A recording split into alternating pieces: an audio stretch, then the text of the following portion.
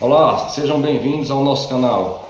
Hoje nós vamos falar sobre um tema extremamente frequente e que gera muitas expectativas, dúvidas e ansiedades em todos os pacientes, que é a lombalgia, popular dor nas costas. Vamos tecer alguns esclarecimentos, tirar algumas dúvidas dessa doença que é tão frequente na nossa população.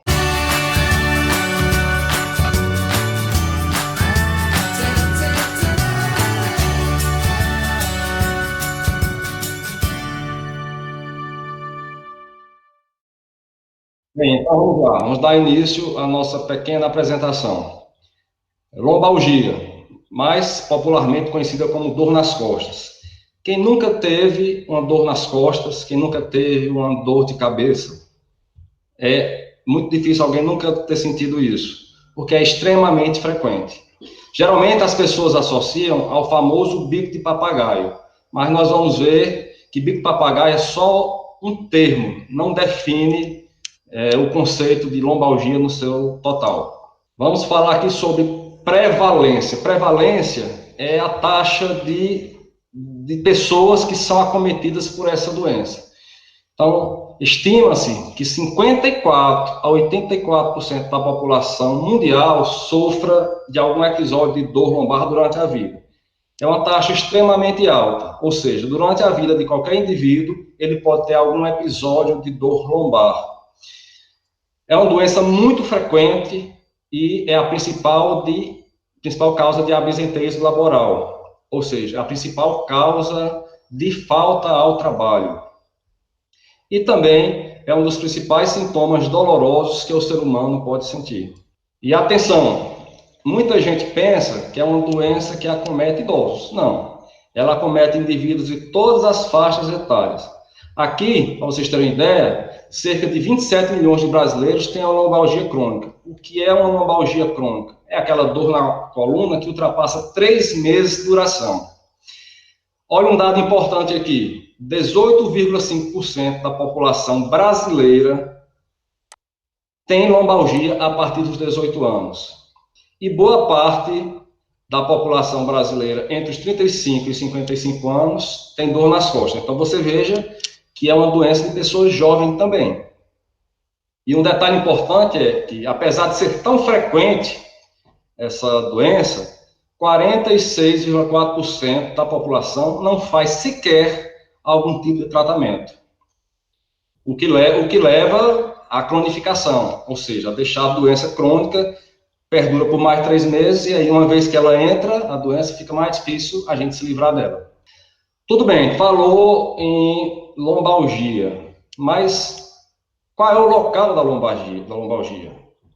É uma dor que se situa entre a última costela e a prega glútea, ou seja, abrange uma grande área da região dorsal do corpo, que são as costas. Eu vou mostrar aqui num slide mais na frente. Então, aqui é uma região, está em vermelho, localizando onde é uma lombalgia. Aqui também outro slide. E ela se localiza daqui, entre a última costela e a prega glútea, que é um sulco, uma prega bem baixa aqui da região glútea. É muito comum também os pacientes nos procurarem para tirarem a dúvida se a dor que eles sentem é uma dor de origem da coluna, ou uma dor de origem renal. Mas, para vocês terem uma ideia, eu fiz aqui um quadro onde eu coloquei as diferenças. Então, é muito comum o paciente chegar: doutor, será que isso aqui é doença dos rins? Pode ser, mas eu digo a vocês que a grande maioria dos pacientes que procuram o atendimento de urgência com dor nas costas, tem dor nas costas decorrente de algum problema na coluna. A dor de origem renal, do cálculo renal, também é frequente, mas não tão frequente como a dor de coluna. E aqui, para vocês terem uma ideia da diferença, a dor lombar de origem da coluna pode ser leve a forte intensidade. A dor renal, a dor da cólica renal, da popular pedra nos rins, só quem sabe é quem sente, porque geralmente é de moderada a forte intensidade. A dor da coluna pode ser insidiosa ou súbita. O que é que quer dizer insidiosa? Ela pode começar aos poucos, não necessariamente de uma forma súbita, abrupta. Já a dor renal é súbita na grande maioria das vezes. Na dor da coluna, ela pode depender de um movimento ou um mau jeito. Às vezes o paciente diz, doutor, eu fiz um mau jeito aqui na coluna e travei a coluna. A dor de origem renal independe do movimento ou mau jeito. Tanto faz se mexer como não, ela vai doer. A dor de coluna, a crise de coluna, a crise de hérnia de disco, por exemplo, que é um assunto que a gente vai ver em outro vídeo, ela não está associada a náuseas, a vômitos e a sudorese, ou seja, aquele suor. Então, se você tem uma dor na região lombar e está associado a esses sintomas, sudorese, náusea e vômitos, é mais facilmente encontrado esses sintomas na dor de origem renal. E um detalhe muito importante, a dor lombar de origem da coluna, ela não se irradia para frente, ela se irradia para a região glútea, região posterior da coxa e do joelho, pode chegar até o pé. Na dor de origem renal, ela se irradia das costas em direção à região genital, no caso, os testículos no homem e a região vulvar vaginal na mulher. E o tipo de dor, como é sentida essa dor? Na dor de origem renal, é uma dor tipo cólica, intensa. E muitas vezes o paciente relata sangramentos na urina. A dor lombar de origem da coluna é uma dor que os pacientes referem tipo peso, ou um choque, furada, agulhada, uma dor pesada, uma dor que eles dizem, uma dor dormente. Então existem vários termos, até populares, que os pacientes usam para defini-lo. Em média, pode durar 28 dias. É natural que o ser humano se preocupe muito quando sente uma dor intensa e demorada. Então, é natural que ele pense que está acontecendo algo grave com ele. Mas uma crise de dor lombar, ela pode durar em 28 dias. Mas detalhe, em média, dura 28 dias se não adequadamente tratado. Mas nós temos esse prazo para dizer que está dentro do prazo necessário para a dor acabar. Não é que o paciente vai passar 28 dias com aquela dor intensa. A tendência é que, com o tratamento adequado, vá reduzindo dia após dia até chegar no 28º dia com resolução daquele quadro doloroso. Então, os pacientes que nos procuram, geralmente a história é a mesma. Uma dor que começou há 7, 10 dias, 15 dias, e usou um anti-inflamatório, um medicamento ali por conta própria, e a dor não melhorava. O que eu tenho percebido ao longo desses anos é que o principal motivo da consulta e da preocupação dos pacientes não é nem tanto a dor, lógico que isso é um fator importante, mas é o medo que o paciente sente. Eu estou há 10 dias com uma dor forte, e essa dor não passa. Então, ele tende a associar aquela dor com algo mais grave. E, na imensa maioria das vezes, não é nada de grave. Para vocês terem uma noção de como é frequente a lombalgia, a dor nas costas, esse é um dado que eu falei mais anteriormente, 18,5% da população acima de 18 anos vai experimentar em algum momento da vida uma dor lombar, mas tem uns dados importantes, olha. A dor lombar só perde para pressão alta, para hipertensão arterial, em números de pacientes que são acometidos, ou seja, é mais prevalente do que outras doenças cardiovasculares. Então, essa população aqui, acima de 18 anos, de 18,5% da população que tem lombalgia, tem apenas 4,2%. Apenas, eu digo, em comparação com esses 18,5%, porque a gente sabe que as doenças cardiovasculares acometem milhões de brasileiros. E nessas doenças cardiovasculares estão incluídos não só a pressão alta, mas infartos, anginas, famoso AVC, tanto isquêmico como hemorrágico. Outro dado importante, supera inclusive, em número de casos de lombalgia, supera inclusive os pacientes com diabetes. Então, vejam que é uma doença muito comum e, por vezes, negligenciada. Outro dado que é importante é saber que a taxa de recorrência desse paciente que tem lombalgia, essa dor pode voltar em um ano, ela pode voltar em 20 a 44% das vezes. Ou seja, eu tive uma crise agora, passei ali uma semana, 10 dias com dor, me tratei, resolvi, tudo bem. Pode ser que essa dor retorne em menos de um ano, em até um ano, em 20 a 44% das pessoas. Ou seja, de cada 100 pessoas que têm uma crise, em um ano ela pode ter outra crise.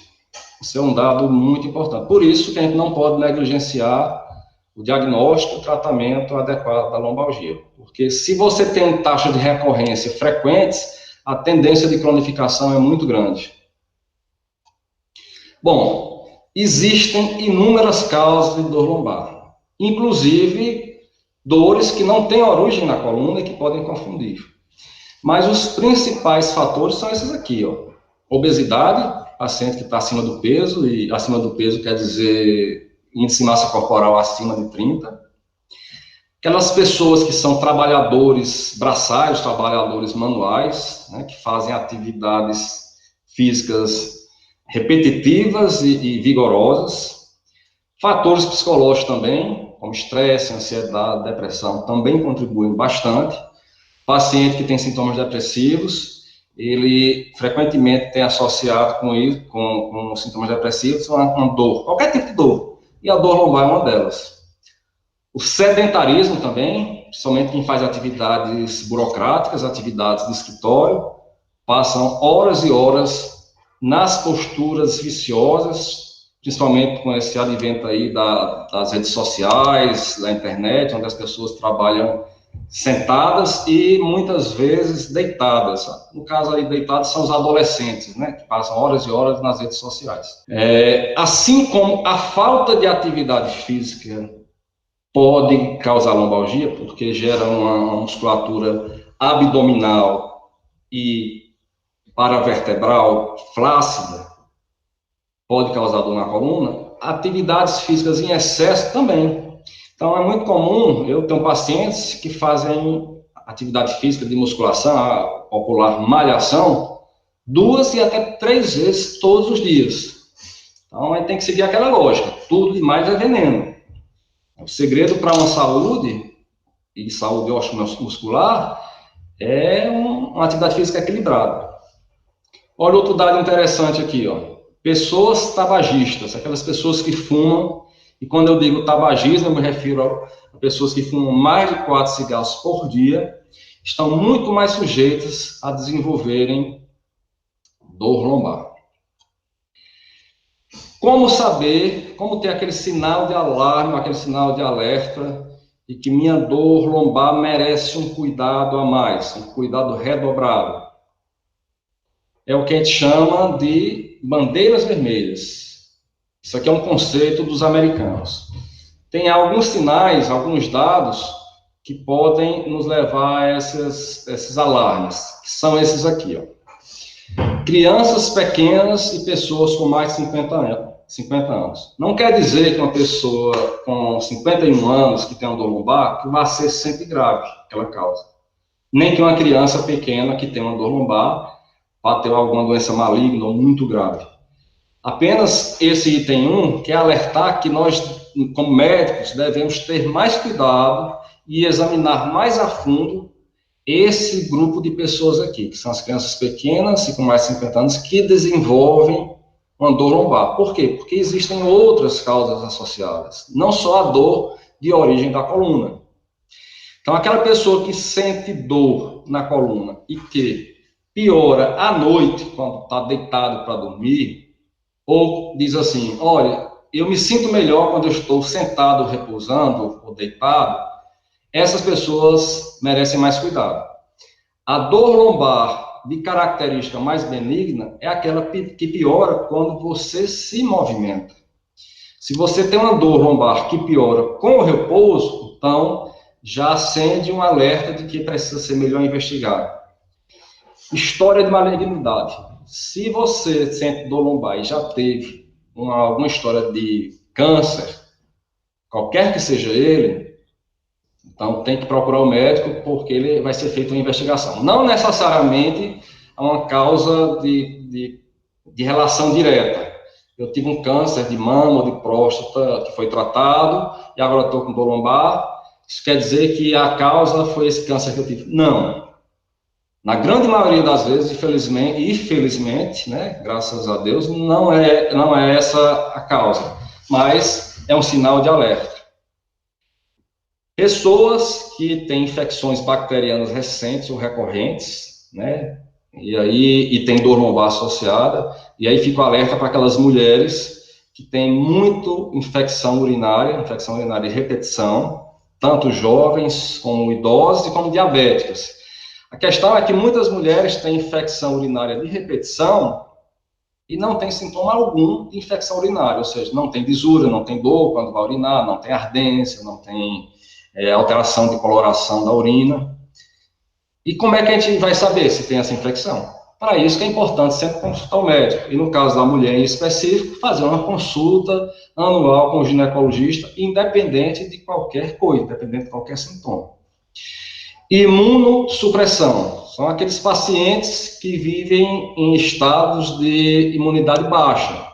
Existem inúmeras causas. A mais conhecida entre nós é o HIV, mas existem várias causas, né? Outro fator de alerta, de alarme para a gente é isso aqui, ó, o uso de substâncias ilícitas injetáveis. São as pessoas que se drogam através de substâncias endovenosas, ou seja, na veia, injetáveis. Então, se existe alguém com lombalgia e que faz uso dessas drogas ilícitas injetáveis, a gente tem que ficar mais alerta ainda. Pessoas com osteoporose, por quê? Porque mais de 40%, aliás, eu diria que mais de 50% das pessoas que têm osteoporose, geralmente são mulheres e também homens, mulheres depois da menopausa e homens depois de 70 anos, que têm osteoporose, fazem fratura na vértebra da coluna, mesmo sem traumatismo. Muitas vezes vão fazer um simples movimento sem ter aquela dor súbita. Então, se sua mãe, seu pai, ou mesmo você que está me assistindo, tem osteoporose, faz tratamento e sentir uma dor súbita na coluna por um movimento banal, às vezes não precisa nem fazer o movimento, às vezes acorda com dor. Às vezes fratura a coluna durante o sono.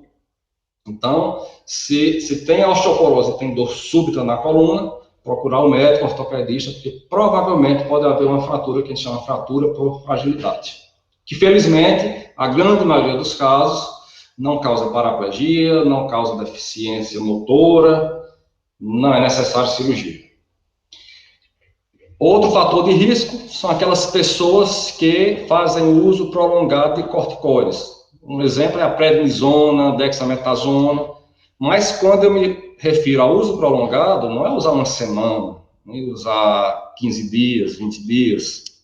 Né? Às vezes a gente prescreve corticoide, que é um medicamento muito bom, mas que já ficou estigmatizado. Os pacientes dizem, principalmente mulheres, não, doutor, não preciso não, porque é corticoide. Sim, mas corticoide é um medicamento muito bom, agora tem que saber usar, como todo medicamento.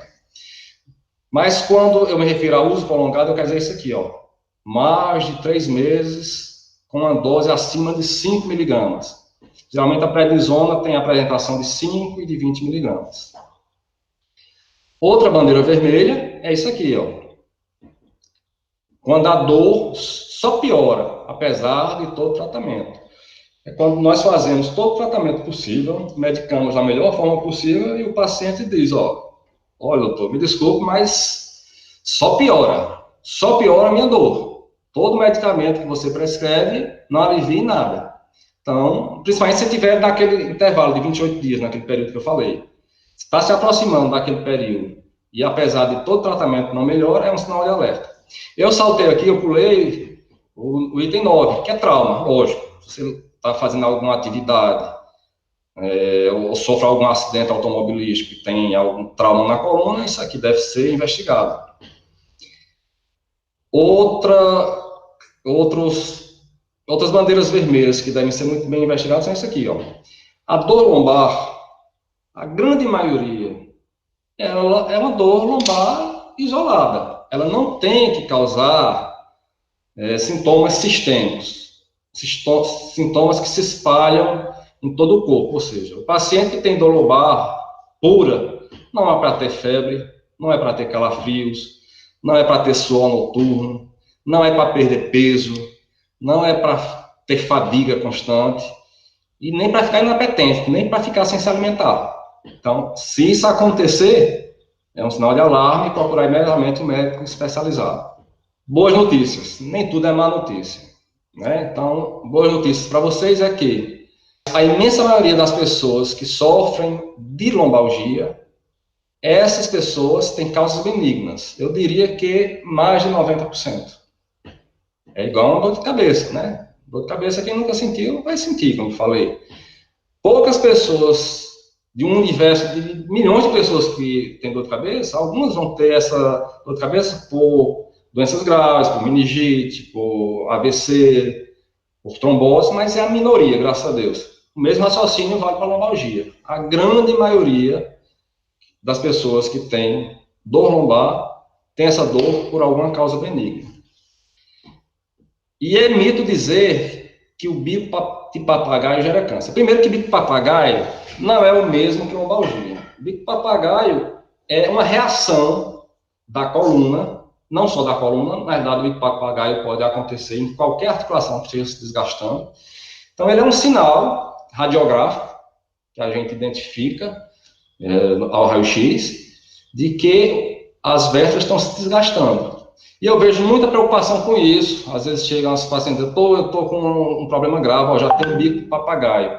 E essas pessoas se preocupam muito, achando que o bico de papagaio está associado a câncer. Não tem absolutamente nada a ver. O bico de papagaio não leva a câncer de forma nenhuma. Aquilo que eu falei para vocês, ó. Além de ser benigno na maioria dos casos, a indicação cirúrgica também é a exceção, não é a regra. 90% das pessoas com lombalgia crônica, ou seja, aquela que passa de 3 meses, não precisa de cirurgia. Então, eu vou mais além, eu diria que se a gente for para as indicações mesmas, as indicações reais de cirurgia, não chegaria a 5%.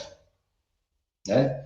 Então, eu vejo muitas pessoas que, por sentirem dor crônica, tem sugestão de operar. Mas operar muitas vezes não é a solução. Aliás, gera outro problema ou vários outros problemas. Porque você imagina que a cirurgia de coluna, em alguns casos, é uma cirurgia que pode ser agressiva, que abre a pele, abre ali os ligamentos, tendões, né? É uma cirurgia que mexe muito próximo ali do nervo. Agora, quando bem indicada a cirurgia de coluna, e quando está nas mãos de um profissional experiente em operar a coluna, os resultados são muito bons. Só que as indicações são mínimas, né? Como eu disse, não chega a 5%. A grande maioria das pessoas saem da crise aguda em menos de 7 dias com tratamento apropriado, né? Ou seja, nem todo mundo vai passar 28 dias com dor. Aquilo ali é um ponto de corte. Até 28 dias a gente considera dentro do limite. Mas a grande e imensa maioria das pessoas que tem dor de coluna, que tem a crise, elas resolvem em menos de 7 dias. Né? Aquela dor melhora bastante. E outra coisa que eu queria falar é isso aqui. Ó. Eu atendo muitos pacientes que chegam, às vezes, muito angustiados, dizendo que meu vizinho morreu de câncer na coluna. Principalmente em cidades do interior.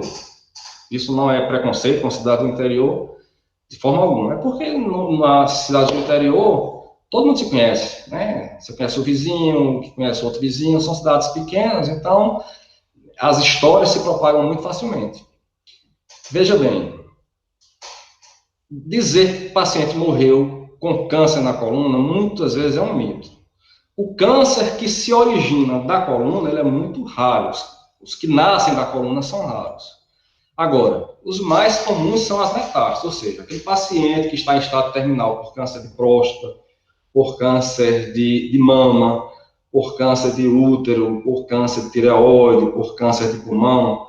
Quando eles estão em fase terminal, esses cânceres, eles metastatizam. O que é que quer dizer? Eles se espalham e fatalmente vão para os ossos, fatalmente vão para a coluna. Então, é mito de dizer que, na minha família, 4, 5, eu já atendi pacientes diferentes, só 5 morreram com câncer da coluna. Não é que seja o câncer da coluna, não nasceu ali na coluna. É o câncer que está na coluna, mas que surgiu de algum outro lugar. Então, esse medo às vezes é injustificado, né? E a coluna, muitas vezes, ela é criticada, é mal julgada por isso. Então, vamos respeitar a nossa coluna, que nem tudo é a causa dela. Outro mito também, que não está aqui, eu acho que não está aqui, tá não. Muitas vezes chegam aqui, doutor, peça logo o exame que veja toda a coluna, porque a coluna mexe com o corpo todo. Não, não é assim. A coluna, a dor da coluna, além de ter várias causas, causa também outros sintomas. Mas nem tudo se justifica pela coluna. Lógico, nós somos um organismo complexo, temos vários órgãos que se interrelacionam entre si, né? Um erro também muito comum que eu vejo é que muitos pacientes já chegam para o consultório com uma bateria de exames. Doutor, eu senti uma dor na coluna e fiz aqui tomografia, né? Então, tem pacientes que chegam com tomografia da cervical, torácica, lombar, às vezes da bacia, com 3, 4 tomografias, e muitas vezes não é esse exame necessário. Às vezes, um simples raio-x resolve o problema. A tomografia não é uma triagem para ver doença maligna. Até mesmo porque, muita gente não sabe, a tomografia tem uma carga muito grande de radiação ionizante. Radiação ionizante é aquela radiação que tem o potencial de causar algumas lesões no nosso organismo. Algumas lesões que podem até ser cancerígenas. Não que uma tomografia vai causar isso, nem que 2, nem que 3, nem que 4, nem que 5, mas às vezes as pessoas têm o hábito de fazer isso anualmente. Tem pacientes meus que todo ano, por conta própria, faziam, né? Quando vem para a consulta, eu peço para suspender essa prática. Todo ano tem a prática de sair fazendo a tomografia do abdômen, do pulmão, do tórax, das colunas, para ver se tem algum problema. Só quero que vocês saibam que a carga de radiação ionizante, que é uma radiação que faz mal, numa tomografia de tórax, por exemplo, equivale à carga de 300 raio-x simples de tórax. Então, se você fez 5 tomografias, tórax, abdômen, coluna, cervical, torácica e lombar, por exemplo, isso quer dizer que você recebeu uma carga de radiação equivalente a 1.500 raio-x. Então, não faça exame antecipadamente. Passe sempre por um médico especialista, que ele vai saber o que fazer no seu caso, qual exame indicar. Pronto, falamos tudo isso, mas e agora, doutor? O tratamento. Para que o vídeo não se estenda demais, o tratamento a gente vai deixar para outro vídeo, porque existem inúmeras modalidades de tratamento da dor lombar, muitas são eficazes, muitas são ineficazes. E no próximo vídeo eu vou mostrar para vocês o que eu costumo fazer para tratar um paciente com a dor lombar, tanto aguda, na crise, como aquele paciente que tem a dor crônica, que dura mais de 3 meses. Então, aguarde a próxima aula. Até lá, muito obrigado pela atenção. E então, grande mestre Hipócrates, pai da medicina, gostou do vídeo?